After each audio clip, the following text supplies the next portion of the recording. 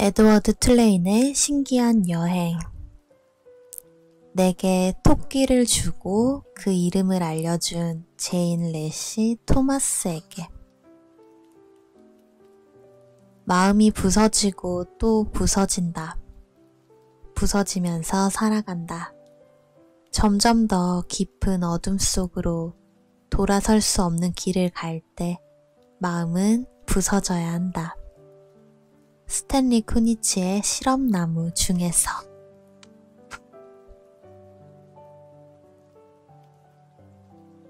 (1장) 옛날 이집트 거리의 어느 집에 몸 대부분이 도자기로 된 토끼가 살고 있었어요. 팔다리뿐만 아니라 발과 머리, 몸통과 코도 도자기로 되어 있었죠. 팔다리에는 철사로 이어진 이음새가 있어서 도자기로 된 팔꿈치와 무릎도 쉽게 구부러지고 움직일 수 있었어요. 토끼의 귀는 진짜 토끼털로 만들어졌어요. 털 속에는 단단하면서도 잘 구부러지는 철사가 들어있어서 토끼는 유쾌하거나 피곤하거나 지루할 때 귀 모양으로 자신의 기분을 나타낼 수 있었답니다. 꼬리도 진짜 토끼털로 만들어졌는데 털이 복스럽고 부드럽고 모양도 예뻤어요. 토끼의 이름은 에드워드 툴레인이었어요. 토끼는 키가 컸어요. 귀 끝에서 발끝까지 하면 거의 1m가 되었죠. 꿰뚫어 보는 듯한 파란 눈은 영리해 보였어요. 에드워드 툴레인은 자신이 특별하다고 생각했어요. 수염만 생각하면 잠시 주저하게 되었지만 말이죠. 수염은 길고 우아했는데 무엇으로 만들어졌는지 확실하지 않았죠. 토끼 수염이 아니라는 건 분명했어요. 에드워드는 자기 수염이 원래 누구의 것이었는지 어떤 기분 나쁜 동물의 수염이었을지 생각하면 기분이 안 좋았죠. 그래서 오래 생각하지 않았어요. 대체로 불쾌한 생각은 하지 않는 편이었거든요. 에드워드의 주인은 에빌린 툴레인이라는 검은 머리의 10살짜리 여자아이였어요. 에빌린은 에드워드를 끔찍히 생각했어요. 아침마다 학교에 가려고 옷을 갈아입고 나서 에드워드에게도 옷을 입혀 주었어요. 도자기로 된 에드워드는 특별한 옷장도 가지고 있었답니다. 옷장에는 손으로 직접 만든 비단 정장, 특별히 토끼발에 맞도록 디자인된 최고급 가죽 맞춤 신발, 그리고 에드워드의 표정이 풍부한 큰 귀에 꼭 맞도록 구멍을 낸 모자들이 줄지어 있었죠. 마름질이 잘 되어 있는 바지에는 에드워드의 금 회중시계를 넣을 수 있도록 작은 주머니도 달려 있었어요. 에빌린이 아침마다 에드워드를 위해 시계의 태엽을 감아주었죠. 에빌린은 시계의 태엽을 다 감고 나서 말했어요. 잘 봐, 에드워드. 큰 바늘이 12에, 작은 바늘이 3에 있으면 내가 집으로 돌아올 거야. 너에게 말이야. 에빌린은 에드워드가 거실 의자에 앉아서 창밖으로 정문까지 이어지는 길을 볼 수 있게 해주었어요. 시계는 에드워드의 왼쪽 다리 위에 떨어지지 않게 균형 맞춰 올려놨고요. 그리고 에드워드의 귀끝에 살짝 입을 맞추고는 학교로 떠났어요. 에드워드는 낮 동안 이집트 거리를 내다보고 똑딱거리는 시계 소리를 들으며 에빌린을 기다렸죠. 에드워드는 사계절 중에서 겨울을 가장 좋아했어요. 해가 일찍 지고 거실 창문들이 어두워지면 자기 모습이 유리에 비쳤거든요. 그 모습이 얼마나 멋졌는지 몰라요. 얼마나 우아한 자태였는지. 에드워드는 자신의 멋진 모습에 끊임없이 감탄을 했답니다.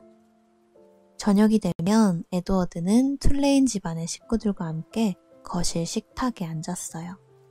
에빌린과 에빌린의 엄마, 아빠, 그리고 할머니가 있었어요. 할머니의 이름은 펠리그리나였죠. 사실 에드워드의 큰 귀마저도 식탁에 채닿지 못했답니다. 그래서 식사 시간 내내 밝고 눈부실 정도로 새하얀 식탁보만 쳐다보며 시간을 보냈어요. 하지만 식탁에 함께 앉기는 했어요. 그냥 앉아있는 토끼로 말이죠. 엄마 아빠는 에빌린이 에드워드를 진짜 친구처럼 생각하는 모습을 무척 귀여워했어요. 에빌린이 가끔 에드워드를 위해서 이야기를 다시 해달라고 조르는 모습도 귀여웠지요. 에빌린은 이렇게 말했어요. 아빠, 에드워드가 이야기의 마지막 부분을 놓친 것 같아요. 그러면 에빌린의 아빠는 에드워드의 귀 쪽으로 몸을 돌려 자기가 방금 한 말을 되풀이했어요. 에드워드는 에빌린에게 예의를 지키느라 듣는 척했죠. 하지만 사실 사람들의 이야기가 재미있지는 않았어요. 자기에게 친절한 척하는 태도도 에빌린의 엄마 아빠도 좋아하지 않았죠. 사실 모든 어른들은 에드워드에게 친절한 척 했답니다.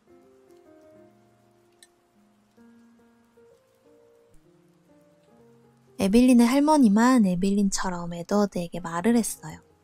친구처럼 말이죠. 에빌린의 할머니 펠리그리나는 나이가 아주 많았어요. 코가 크고 높았으며 밝고 검은 눈은 어두운 밤하늘의 별처럼 빛났어요.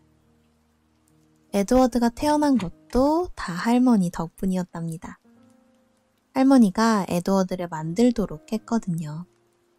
에드워드의 비단옷과 회중시계, 멋진 모자와 구부러지는 귀, 멋진 가죽신과 이음새가 있는 팔다리까지 할머니는 자신의 고향인 프랑스의 장인에게 이 모든 걸 주문했죠. 에빌린의 7번째 생일의 선물로 에드워드를 준 사람도 바로 할머니였답니다.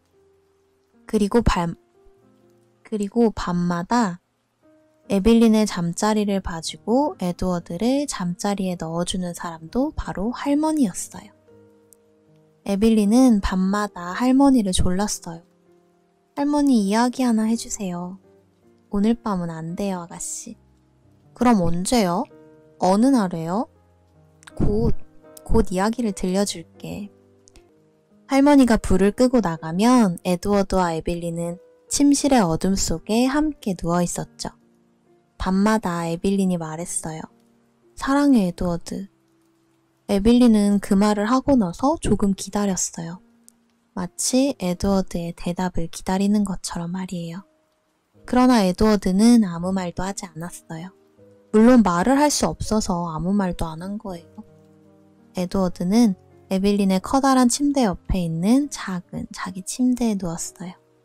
천장을 바라보며 에빌린이 숨을 들이쉬고 내쉬는 소리를 함께 들었죠. 곧 에빌린이 잠이 들 것을 알았어요.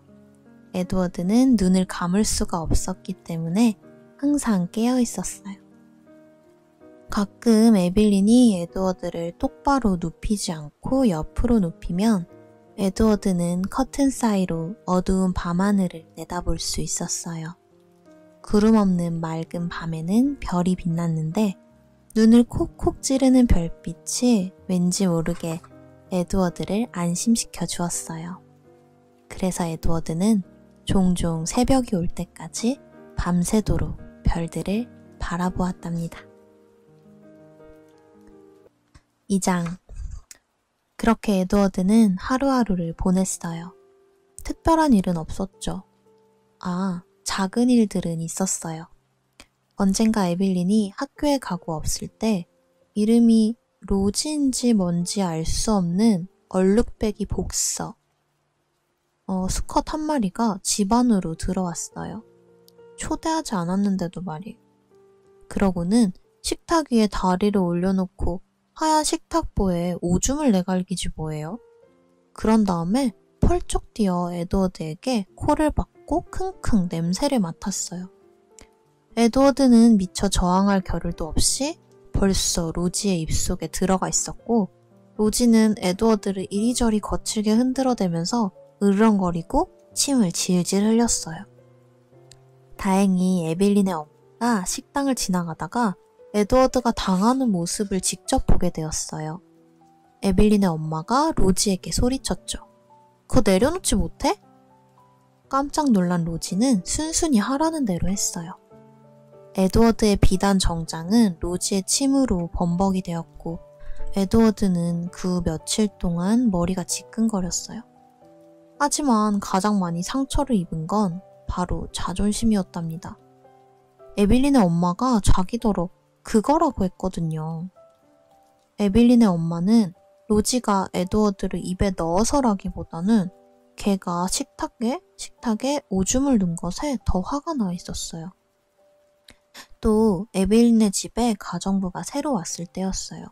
자기가 얼마나 부지런한지 주인에게 보이고 싶었던 가정부는 마침 식당 의자에 앉아있는 에드워드를 보고 크게 소리를 질렀어요. 아, 이 토깽이가 여기서 뭐 하는 거지? 에드워드는 토깽이라는 말을 아주 싫어했어요. 극도로 품위가 없다고 생각했거든요. 가정부는 몸을 굽혀 에드워드의 눈을 들여다보았어요. 그러고는 똑바로 몸을 펴고 엉덩이에 손을 대고 말했죠. 이 집에 있는 다른 물건들처럼 너도 내가 깨끗이 먼지 청소를 해줘야겠다. 그 말대로 가정부는 에드워드 툴레인을 청소했어요. 우선 긴 귀를 한쪽씩 진공 청소기로 빨아댔어요. 그리고 옷을 잡고는 꼬리를 3개 두들겨 냈죠. 야만적이지만 얼굴에서도 먼지를 털어냈고요. 너무 열심히 청소하다가 에드워드의 무릎에 있던 금 회중시계도 청소기로 빨아들였어요. 시계는 쨍그랑하는 소리와 함께 청소기의 입속으로 곧바로 들어갔지만 가정부는 그 소리도 못 들었나 봐요. 청소기를 다 끝낸 가정부는 에드워드의 의자를 다시 식탁 옆에 놓아두었어요.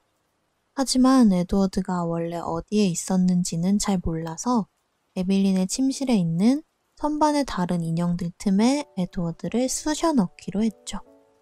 그래, 넌 거기 있어. 가정부는 에드워드를 코가 무릎에 닿을 정도로 아무렇게나 구겨서 선반 위에 놓아두었어요. 다른 인형들이 새떼처럼 야단법석을 떨며 에드워드를 보고 낄낄대고 제잘댔지만 그 속에서 에드워드는 그저 기다리고 있을 수밖에 없었어요. 마침내 에빌린이 학교에서 돌아왔어요. 에빌린은 에드워드가 없어진 것을 알고 이름을 부르며 방마다 뛰어다녔죠. 물론 에드워드는 자기가 어디에 있는지 알릴 수도 없었고 대답할 수도 없었어요. 그냥 앉아서 기다리고 있었죠.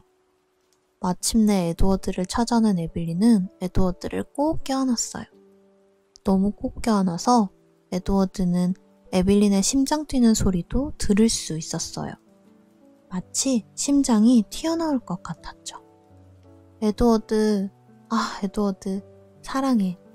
날 절대로 떠나지 마. 에드워드도 흥분된 감정을 느꼈어요. 하지만 그건 사랑이 아니었죠. 에드워드는 가정부가 자기를 생명이 없는 물건으로 여기고 함부로 다룬 것과 그렇게 불편하게 놓아두었던 것에 화가 많이 나 있었어요. 가정부는 자기를 마치 그릇이나 차 주전자처럼 대했잖아요.